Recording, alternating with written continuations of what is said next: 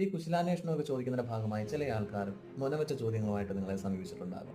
പഠിത്തമൊക്കെ കഴിഞ്ഞ് ജോലിക്ക് വേണ്ടി നന്നായി പരിശ്രമിച്ചുകൊണ്ടിരിക്കുകയാണ്, പക്ഷെ ജോലി കിട്ടിയിട്ടില്ല. അവരുടെ അടുത്ത് നേരെ ഒന്ന് ചോദിക്കുകയാണ്, എന്താ ജോലിയൊന്നും ശരിയായില്ല ഇതുവരെ? അവരുടെ മാനസികാവസ്ഥ എന്തായിരിക്കും? ഇനി ജോലി കിട്ടിയാലോ? സാലറി എത്ര ഉണ്ടെന്ന് അറിയാം. ഇനി കുറച്ച് കഴിഞ്ഞ് കല്യാണമൊക്കെ ഒന്ന് വൈകിയാലോ? എന്താ ഇതുവരെ കല്യാണം കഴിക്കാത്തത്? ഇനി കല്യാണം എങ്ങനെയും കഴിച്ചാലോ? എന്താ കുട്ടികളൊന്നും ഉണ്ടാവാത്തെ? ഇങ്ങനെയുള്ള ചോദ്യങ്ങൾ പലരും ഫേസ് ചെയ്തിട്ടുണ്ടാകും.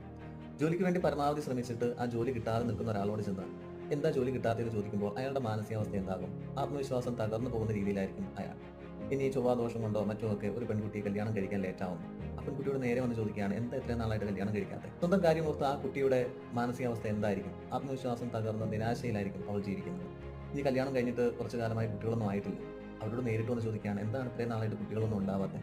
ഇവരൊക്കെ നിങ്ങളോട് ചോദിക്കുന്നത് കുശലാന്വേഷണമല്ല, മറിച്ച് ക്രൂരമായിട്ടുള്ള സാഡിസം മാത്രമാണ്. ഇങ്ങനെയുള്ള ആൾക്കാരെ അർഹിക്കുന്ന അവഗണനയോടെ ചുട്ട മറുപടി നൽകി പറഞ്ഞയക്കുക. അത് മാത്രമേ ചെയ്യേണ്ടതായിട്ടുള്ളൂ.